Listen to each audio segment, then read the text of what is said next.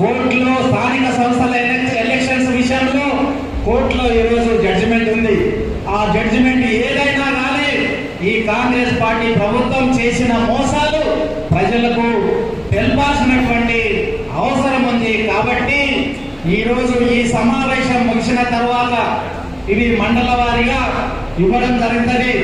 మీ గ్రామాలకు ప్రతి గ్రామం నుండి ఈరోజు కార్యకర్తలు రావడం జరిగింది. మరి వారందరికీ కూడా ప్రతి గ్రామానికి మీకు ఇచ్చినటువంటి మండలంలో మరి ఆ గ్రామానికి 200 వస్తాయా 300 వస్తాయా దాని విధంగా మీరు వారికి డిస్ట్రిబ్యూట్ చేయండి. ఈరోజు గ్రామానికి వెళ్ళిన తర్వాత ఈరోజు శాంపుల్ గా ఒక 10 ఇండ్లకు మీరు పోయి పంచండి. 10 ఇండ్లకు మీరు పోయి పంచండి. పంచుతూ నేను చెప్పినటువంటి విషయాలు మరి ఆ ప్రజలకు అర్థమయ్యే విధంగా మీరు వివరించండి.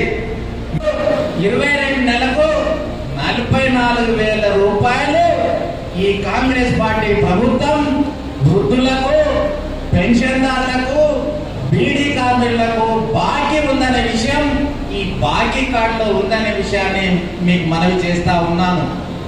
అదేవిధంగా ఫిజికల్లీ హ్యాండిక్యాప్డ్ దివ్యాంగులకు మనం ఆ రోజు 3,000 నుంచి 4,000 పెన్షన్ పెంచినాం. 4,000 పెన్షన్ను 6,000కు పెంచుతామన్నారు. 22 నెలలకు 2,000 చొప్పున దివ్యాంగులకు కూడా 44,000 ప్రతి ఒక్కరికి ఈ కాంగ్రెస్ పార్టీ ప్రభుత్వం బాకీ ఉందనే విషయాన్ని ఈ బాకీ కార్డులో చూపించడం జరిగింది.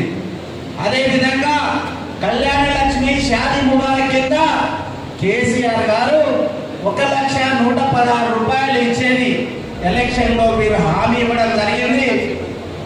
ఆ లక్షకు అదనంగా మేము అధికారంలోకి వస్తే తులం బంగారము ఇస్తామని చెప్పడం జరిగింది.